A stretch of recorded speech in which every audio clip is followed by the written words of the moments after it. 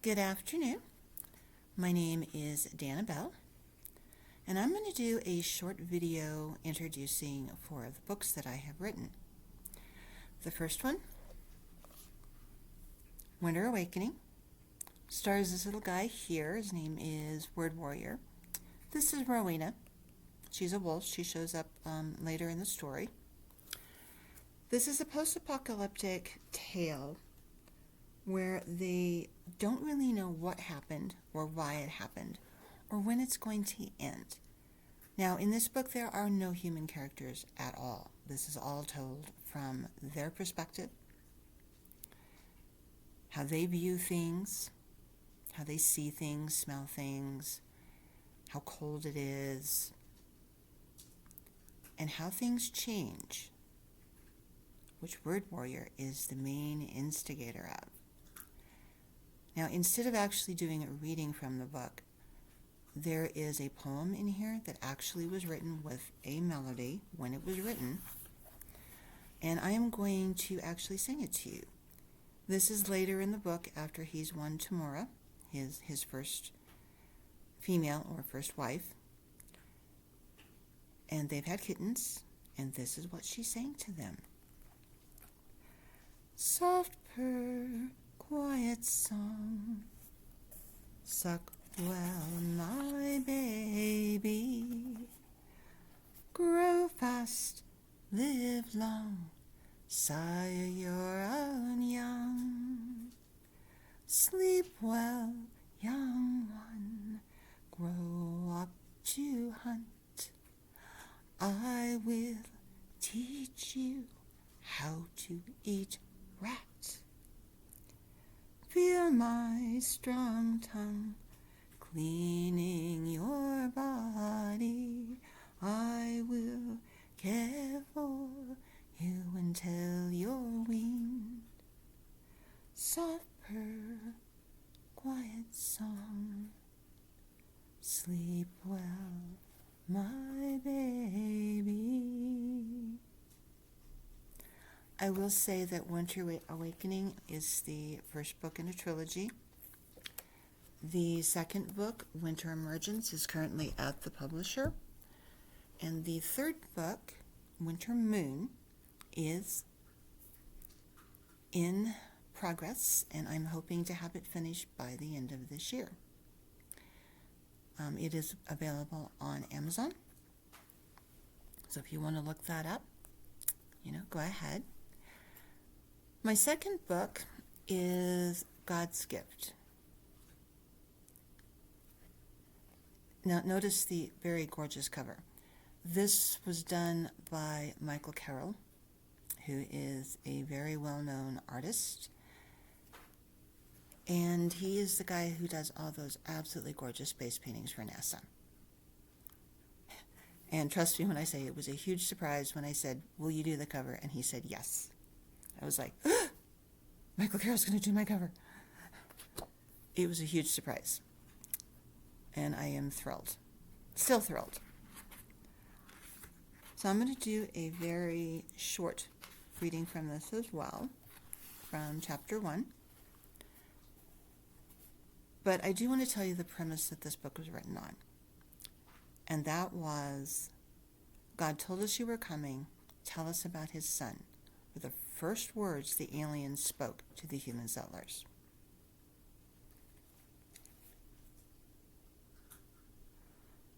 Why does it always rain at funerals like on the Hollows? Lawrence wondered as he watched the dark cherry casket slowly lowered into the rain-soaked ground. Lightning flashed overhead, followed by the crackling, deafening thunder. He saw his sister flinch at the noise, and he reached over to gently touch her shoulder. Susanna gave him a grateful smile as tears ran down her pale face. Not for the first time, he wondered how God could have been so cruel and taken away the only man who had understood his brilliant sister. Gary Gates had loved her and had been willing to marry her despite all the traveling her career demanded. Unfortunately, the two had met while she'd been working in London, and the rest of the family had not gotten a chance to get to know him very well. Water dripped over the edge of the black umbrella he held. Larry shook it, glad, because of the damp chill, he'd insisted on wearing his woolen uniform rather than the rented dark suit his mother had tried to convince him was better. "Do not mourn as unbelievers do," the pastor began. At least this preacher didn't do the usual ashes to ashes, dust to dust speech. Larry guessed the man must be from a list provided by the funeral home, since he didn't know him from their regular church. "Rather remember that we have hope, while others do not." Interesting interpretation of Thessalonians, Larry thought. Lightning flashed again, thankfully not overhead as before. The rain began to fall harder, and boiling thunder rolled over them, echoing against the mountains. The preacher raised his voice to be heard over the rumbling. "Know that we will not go before the dead. Instead, when Christ returns, we who are still alive will be changed, and those buried transformed. Forever will we be with the Lord." He closed his Bible. "Comfort each other with these words." He had left out many important details in the verses, yet got the gist correct. In all honesty, Larry couldn't fault the man. Maybe he hurried the graveside service because of the downpour. There was a brief moment before everyone began drifting away from the soon-to-be-covered grave. Susanna knelt down, tossing a bit of thick mud on the casket. She held out her hand and allowed the rain to wash it clean. The other guests hurried across the wet grass and crawled into their round-domed hovers. Their faces reflected their relief to get out of the storm. He envied them. His was coming.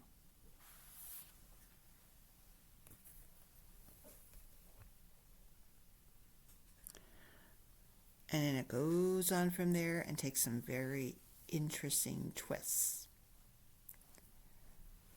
I will also admit that there was a very popular TV show that was running when I wrote this book.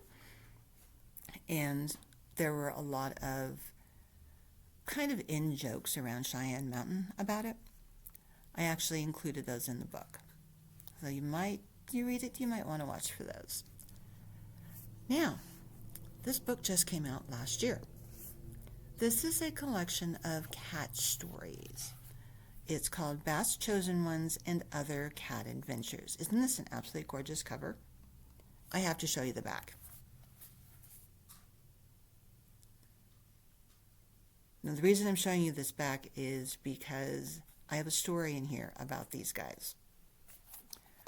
So there are a lot of different stories in here. There's a lot about the Chosen Ones. The Chosen Ones are cat vampires,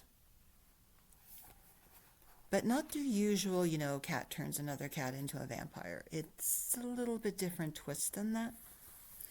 And it all started with a story called Chosen One, which was written for an anthology where I had promised the editor, you will get a cat vampire story. And he got a cat vampire story. But it's based on a couple of different legends, and it's very good. Its sequel, Taker of Young, is in here as well. Oasis, which is what I'm going to call a cat love story, still based on my Chosen Ones. Shadow. Shadow is a very fun little Halloween prank pulled on a bunch of humans. Bast Christmas Presents. This is when Seti finally told me what his name was. Yes, my characters do that to me. They do it all the time. And it's a lovely little story about a cat rescue. Then there is Failure.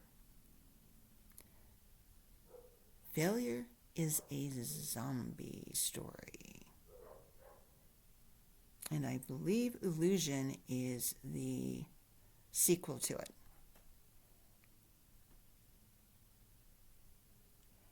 Now, in Wonder Awakening, there is a mention of finding a child's diary. And in this diary, this little girl is talking about her parents being gone, so forth, and etc. But I never say what actually happened to the child. Well, in the short story, More Lives, you find out what actually happened to that child. Some of these stories are continuations, like in the future of Winter Awakening. Like My Mother's Stories is also another one. But there's also some other fun ones in here. I'm not actually naming everything, but there's the Cat's Creation Tale, which obviously is about the creation of the earth and Eve and what happened in the Garden of Eden, with a few other fun little details thrown in. Then I have one called The Storm, which has a very eerie ending. Danger, Said the Dragon, which is based in the universe that I'm currently writing my first book in. Keeping the Tradition is a lighthouse story, and of course all lighthouses have ghosts. And then The Creatures from Here, Darkness in the Heartlands. They are also in a couple of other stories and some other anthologies, which one of them is out and one of them I'm waiting to come out. And the last book that I am going to talk about, which came out last year and is written under my pen name Belle Blukat, is Blood Bride. This is a paranormal romance. My first attempt at writing a paranormal romance. And it was all based on, quite honestly, a piece of fan fiction that I was thinking about writing. I did write the fan fiction, but with a different angle. So it's about a paranormal romance writer named Sarah Landon, who goes to a science fiction convention, meets their science guest of honor, Dr. Bertram Howell, who, oddly enough, happens to be a vampire. And then the story just kind of goes from there. So I'm going to read a scene. This is after they've already met, and a few other things that happened in between during this whole meeting process. And he had asked her to go out to dinner with him. So this is the dinner scene. During dinner, I noticed Dr. Howell ate his steak nearly rare. My ex-brother-in-law had had his prepared the same way, so I didn't really think much about his preference. He completely ignored his mashed potatoes and whatever the lumpy yellow vegetable might be, which didn't even look good to me. I had a spinach and olive omelet with some toast and a lovely cup of tea. The one thing the two of us both seemed to enjoy. He had 2 cups with lots of sugar and cream. I drink mine plain, though on occasion I'll add lemon. How long have you lived here? He pushed his plate away and sipped his tea. A number of years. I felt stuffed. I moved here during an economic downturn and had always intended to leave. Then I met my next ex-husband and, well, you know how it goes. He frowned. His eyes seemed to glow. Probably just a reflection of the overhead light. Not in the same way. You ever marry? I couldn't imagine a man with his looks not catching some woman's eye. A long time ago, he replied quietly.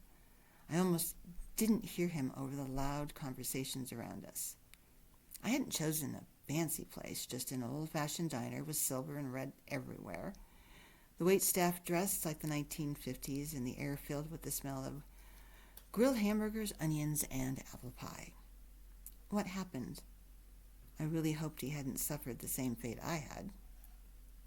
She died. He put down his cup on the white and red checked tabletop. I'm sorry, I said quietly, feeling terrible for asking. No reason for you to be. I've mourned her loss. Yet you're still alone, I commented to myself, much as I would have loved to have asked more questions. His expression and tone seemed to indicate it was an off-limit subject, so I floundered around, trying to think of a topic we could talk about. Sorry, cat making noise over here in the corner. Dr. Bertram Howell! An accented voice greeted. I glanced in the direction it had come, not failing to notice the flash of anger. across the scientist's face. "Hello, Mr. Martelli," my date returned. Wait a minute. When had I decided he was my date? "I'm hurt," the pepper-haired man pouted, making his craggy face more prominent. He looked sharp in his probably tailor-made suit with his white shirt and deep red tie. "You used to call me Lionel." "A long time ago." I caught the implied "before," meaning some event they both knew about and wouldn't speak of publicly. Not to mention the emotions running between the two men, anger being the strongest and almost overpowering. Clearing my throat, I used the distraction to try and get my shield back in place. I still hadn't learned how to keep it up all the time. "And who was this lovely creature?" His predatory chocolate brown eyes fixed on me. I wanted to run. I suspect if he could have avoided it, Dr. Howell would not have introduced me. He took a deep breath before he replied, "This is Sarah Landon. She consented to have dinner with me." "Did she now?" Martelli mused. "Willingly?"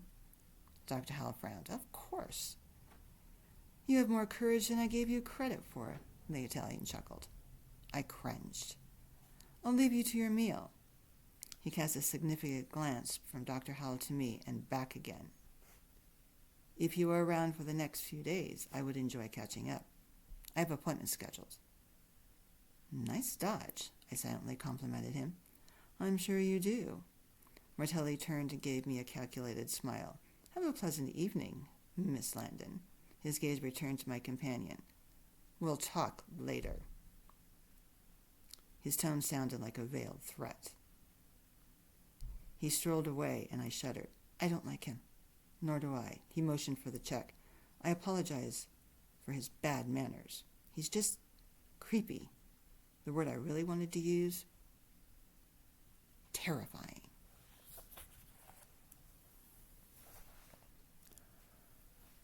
And all the books that I have shared with you tonight this afternoon, got Sun Still Up, are all available on Amazon. You can also look at Wolf Singer Publications, which is who the publisher is. And sorry about the cat making all kinds of noise, wandering through, sticking his head in. He's a very affectionate little boy. I also have a few short paranormal pieces on Amazon, on KU. And currently in works is Homefall Search, which God's Gift is actually a prequel to. And I have 2 more books in that series planned, although they're not written yet. And I have a few other fun little paranormal romances in the works. And I'm not really quite sure what else from there. But everyone have a wonderful day. I hope you enjoyed this. And thank you for your time and your patience and for listening. Bye now.